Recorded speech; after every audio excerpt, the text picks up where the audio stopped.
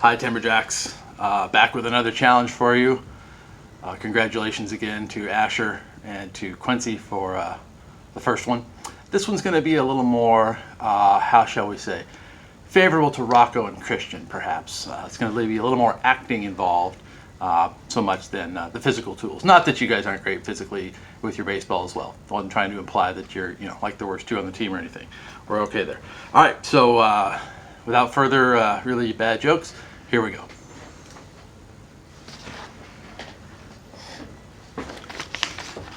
Welcome to the Timberjacks News Network. This is Rick O'Shea giving you the lowdown on how the Timberjacks did in their first tournament of the year. Playing in the first tournament of the year, the Timberjacks traveled to Medford to take on some of Southern Oregon's best and ended up with a 3-1 record. Head coach Jake Berman stated, "I'm proud of the boys. This is their first year on the full-size field, and that takes some adjusting. Overall, we played okay. Lots to be proud of, lots to work on." Parent Greg Graziano was overheard saying about the larger field, "Man, I remember my first time being on a field this size. It was about 30 feet farther for me to run to pick up the bat every time one of my friends got a hit. I got so tired."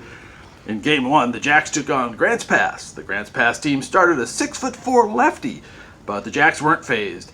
Ty Burnham led off the game with a walk and advanced to second on a wild pitch. The Jacks showed their discipline at the plate when Cannon Mann fouled off several pitches until he could get one he could handle and hit the ball to the second baseman, allowing Ty to advance to third. Caden, the Batman Roberts, knocked Ty in with a sacrifice fly to center, and the Jacks led 1-0. At the bottom of the first, the Jacks used some nifty defense to keep the score 1-0. With 2 outs and a runner on third, Rocco Graziano delivered a pitch. The batter was able to pull to the right side of the field. Fortunately, Raith Huffman ranged to his right and was able to get a glove on the ball, and Rocco remembered to cover first. A nicely executed PFP got the Jacks out of the inning. Grants Pass had trouble in the second, trying to figure out how to defend the small ball. After Quincy Peterman, Peter's son, singled to left in his first back as a Timberjack, Coach Burnham's team put on a clinic. Quincy stole second, then Asher Olson put a ball on the ground, and it snuck through the hole between the first and second baseman, allowing Quincy to score and giving the Jacks a 2-0 lead. Cash Andrews then put down a beautiful bunt between the pitcher's mound and third base, and when Asher noticed a third baseman out of position and no one covering third, he continued around second and made it all the way to third on Cash's sacrifice. Christian Guerrero kept the action moving when he laid down an excellent safety squeeze to the first base side. Asher scored and Christian was safe for first when the Grants Pass second baseman forgot to cover first. Coach Kendall and Coach Lisa appeared to question Coach Burnham's decision to put on a safety squeeze with 1 out in the bottom of the second. But as Eric Peterman stated, sometimes you gotta do something crazy so the other guy can't figure you out. With the Timberjacks up 3-0, Coach Burnham kept the pedal to the metal and signaled for a first pitch hit and run. As Christian broke for second, Raith Huffman put a good swing on an outside pitch and drove the ball through the hole where the shortstop would have been. Great base running by Guerrero got him to third with only 1 out. Knowing the great speed of Huffman at first, Coach Burnham signaled for a steal, and Raith barely beat out the no-throw by Grants Pass catcher. Helping his own cause, Rocco Graziano laced a double to the left field gap, allowing both Guerrero and Huffman to score, giving the Jacks a 5-0 lead.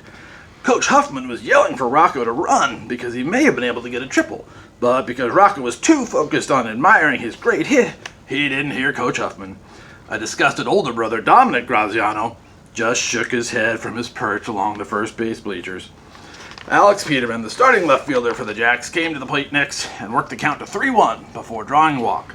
With Graziano at second and Peterman at first, Ryan Lemley laid down yet another beautiful bunt by the Timberjacks, and the bases were loaded for the top of the order.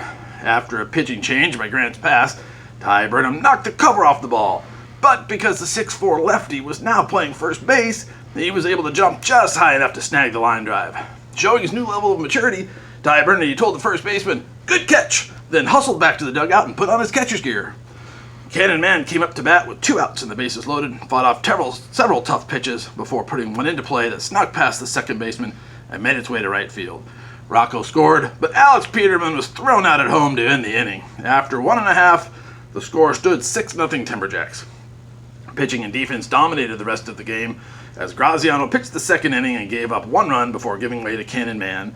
Mann shut down the Grants Pass hitters for 2 more innings, giving up only 2 hits, and was aided by a diving catch in left by Alex Peterman and an incredible play by second baseman Ryan Lemley, where he ranged into short right field to knock a ball down and throw the runner out at first. Cash Andrews pitched the 5th, and Ray Thuffman the 6th, each giving up 1 hit but no runs. Both were able to induce several ground balls that Christian Guerrero at shortstop and Quincy Peterman at third base were able to field and throw the runners out. The 7th was pitched by Ty Burnham, and after a shaky start where he threw 27 pitches to the first 3 batters, resulting in 2 walks and a strikeout, Burnham found his groove and struck out the last 2 batters on 7 total pitches, sealing the 6-1 win for the Timberjacks. Way to go, team. All right, that was Ricochet. Casey's back now. Here's the deal, guys. You can come up with your own script for what you think would happen in a game. Doesn't have to be this long or this bad, but we'll give you some points for each player that you mention on the team. If you can make me laugh out loud, and just some creativity in the terms of how you come up with your scenario, your script. Let's have a Sunday at noon deadline to get these back, so we can maybe award some blizzards Sunday evening again if possible. So hope you guys are all doing great. Hopefully we can get out there again pretty soon, and take care. Looking forward to it.